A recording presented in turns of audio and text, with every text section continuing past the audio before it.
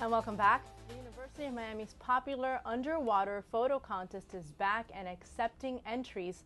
Now, in previous years, photographs have come in from around the world. Now, here to tell us more about the contest is Myron and Nicky Wang. They're judges in the contest, and they're also avid photographers and divers. Thank you so much for joining us this morning. Thank you for having us. So tell me how you guys all got started. What's your connection with the university, first off? Well, 7 years ago, we decided that we had all these photographs and we wanted to do something meaningful with them. So we called the dean at the university and asked him if they would accept a gift of our underwater collection from all over the world. We've been to 62 places, and by the way, one of my students told me that. And they graciously looked at them and accepted them. So we wanted to do something, so we made this digital atlas called Damsel with all the science and the picture and the locations, and it's like a digital textbook of underwater life. And you also lecture at the school as well? I do. Okay. Now, how did this contest come about? As a result of the pictures? I think it came about, Nikki? It came about 7 years ago. We had a lot of students who'd seen them and asked us if there was some way that they could participate in giving or having their work shown at the university. And we decided to try a photo contest, and it seemed to be very popular, and it has grown and grown in the last 7 years. We had over 700 entries from all over the world last year. That's amazing. How has it changed throughout the years? Is there anything different that we're seeing this year that we haven't seen in the past? The format is pretty much the same. We have macro, which is close-up. We have a fish portrait picture, and we have wide angle, and we have a student category. So there's really 4 categories that we judge. I think that the change probably from the beginning to now is that we're seeing a lot more digital photography than we saw, say, 7 years ago. We were still getting a lot of film photography at that time. Okay. And tell me about the rules as far as filming restrictions are concerned. Can you do it in a tank? Can you get a picture of something that you've got in a tank? No. No tanks allowed. It's got to be underwater. It's got to be in the ocean or a river or some place, a lake like that. Body of water. And the restrictions are that you can't be harassing any animals. Obviously, we're in underwater photography about animal species, or underwater life, really. So we want it to be about that. You know, if you take a picture of your pet dog swimming across your pool, we're probably not going to, we're going to not accept it. But okay. And what are you looking for when you judge these photos? I mean, you being photographers and divers at the same time, what are you looking for? And I know we've got one example of one of the photos that you've taken. Well, we look at degree of difficulty, sharpness, clarity, if it's in focus perfectly, the difficult subject, the conditions, you know, there are a lot of aspects. But when you see a top shot, you'll know it immediately. But and is there anything that you've seen that you've never seen before?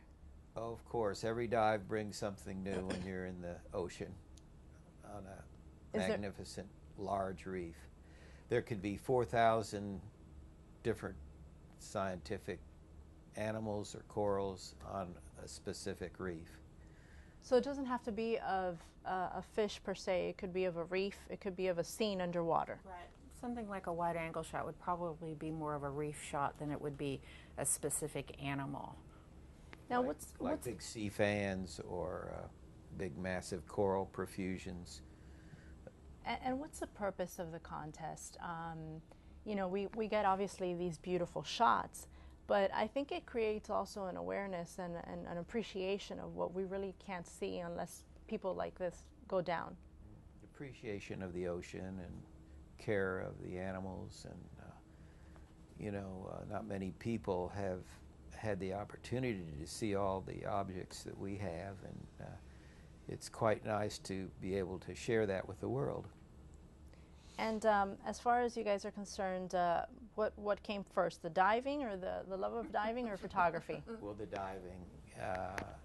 I started out in the 60s spearfishing, and I went down one day, and I was so bored with it that, and the guy had a brand new Nokonis, the guy I was diving with, and he said, let me take your spear gun, and I said, well, give me your Nokonis. We were at 90 feet, and I shot up his whole roll of film, and I never went down again without a camera. Really? Now, there's got to... I gave you my spear gun. There's got to be some challenges when you're underwater. Can you tell me a little bit about that aspect? It's not just, you know, it's not like if you've got a perfect model down there. No, it's like shooting sports photography. You know, your subjects are constantly moving. You have to understand their patterns of movement and their behavior, and so that you can capture a shot. I always tell everybody, they always say, well, you only have one picture of them, and I say, well, the difference between an amateur photographer and a professional photographer is that you never see a professional photographer's bad pictures. And it might take us 10 or 12 or 14 or 16 dives and a number of rolls of film before we find that perfect picture that we know is the absolutely perfect representation of the animal underwater. We dove in the Philippines for 3 years, and there was one spot we always went to, and it took the third year and about 13 rolls of film before I got the perfect shot of this little blemmy, swordfish blemmy, because he dives back down in his hole, and you just have to catch him at the perfect time. And there's other things underwater like cold, current. I mean, sometimes you're fighting a 5-mile-an-hour current. You have to hold on to the reef and hold on to your camera. And I've had Nicky sit on me while I'm taking a picture because the current was so bad. Yeah. Do you guys go together, or is there the two of you alone, or is there other people that you take with you? Water together.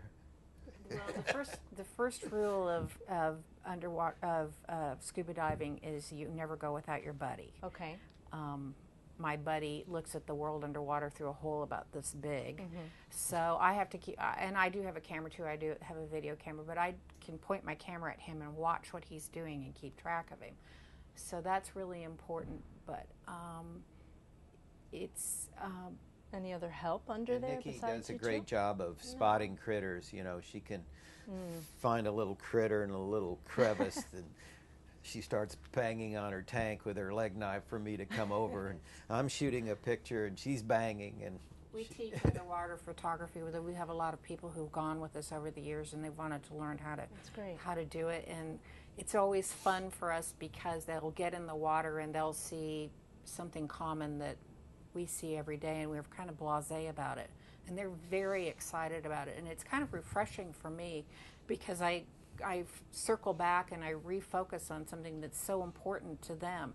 And all of those species are interconnected, and it's really important that you pay attention to all of them. I'm not just looking for the rare and the unusual anymore. It's a massive ecosystem down there, and you just got to be looking all the time. What's your favorite place that you've had an experience of going under? I think if you wanted to dump me on a reef today, it'd probably be Papua New Guinea, where the species are just everywhere down there. I mean, fish, coral. You don't have to look for it. It's right in front of you. Well, you do have to look for it, but it's a crowded universe, whereas other places you have to hunt. How about you? Well, we don't agree. I like New Guinea. It's really terrific diving, but my favorite place is the Seychelles off the east coast of Africa.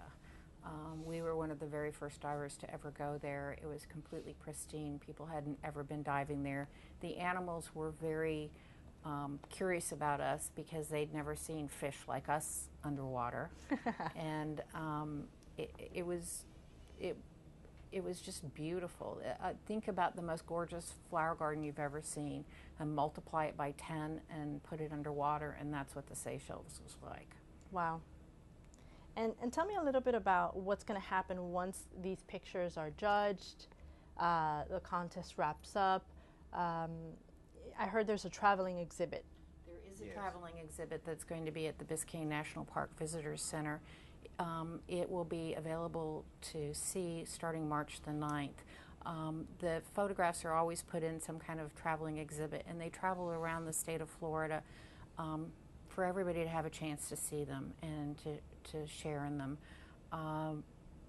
There's an opening March 9th, is it? March 9th. And Dr. Evan Alessandro is going to lecture that night and show the winning photographs. And then there's also it's going to be the winners are going to be selected on the 19th, correct? Or on the 18th. On the 18th. April the 18th at the Sea Secrets lecture that takes place at Rasmus, which is open to the public. Stan Waterman, the world famous underwater cameraman, is going to be coming and lecturing on sharks. I think everybody will know him from the movie The Deep. He did all the underwater camera work on that. Okay.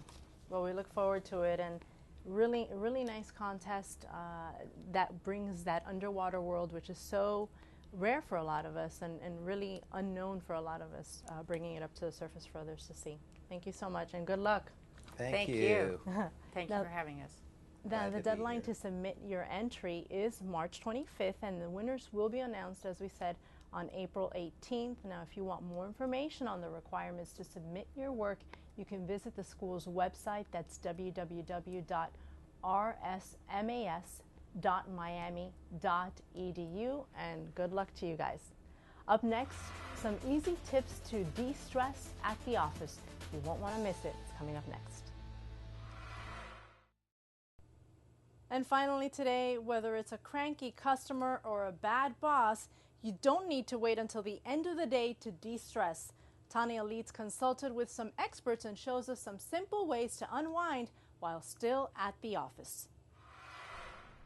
Thanks, Belkys. Did you know that taking a few minutes to do stretches at your desk can help increase productivity and, most importantly, make you feel distressed? One of our Coral Gables employees learned how. Elsie Varcarcel of Colliers International in Coral Gables was greeted by a yoga instructor to teach her some exercises to do in her work environment. The first exercise was to extend your arms and spread your fingers to feel the stretch in your wrists. Usually we are typing all day long, and by moving around the wrists and stretching them out creates a range of motion that is very helpful not to create stagnation. You'd be surprised at how much people carry a lot of tension in their shoulders and their whole body from just sitting in a chair and being stagnant for so long. So moving the body a little bit, taking deep breaths, allowing yourself to kind of create a little bit of more circulation is extremely beneficial. The body needs to move around and have range of motion in order to be healthy and optimal. For employees like Elsie that work in an office setting, these are exercises that can help to relax on a daily basis. I usually work sitting down all day. I really don't move much, just type, and I'm all hunched. So basically those little 5 minutes that I take, I relax, I stretch, and it really benefits me. We did some exercises to open up the chest and the shoulders and the whole front of the body, and to create a little bit more range of motion in the spine, and that's extremely beneficial because the more and more that we compress the spine, actually that's the aging process, is you start to compress the discs in the spine, and it starts to create tension. The number one cause of people that don't come into work is because they have lower back pain, and this can prevent from feeling lower back pain. With these helpful yoga exercises you can do for just 5 minutes every 2 hours, it can help provide that balance to your busy workday. For Coral Gables Now, Tania Leets. All right, thanks, Tania. And that does it for this edition of Coral Gables Now. Thanks for watching Coral Gables Television. Make sure you head out to the farmers market while you still can, though. It ends at the end of this month. And we'll see you next month.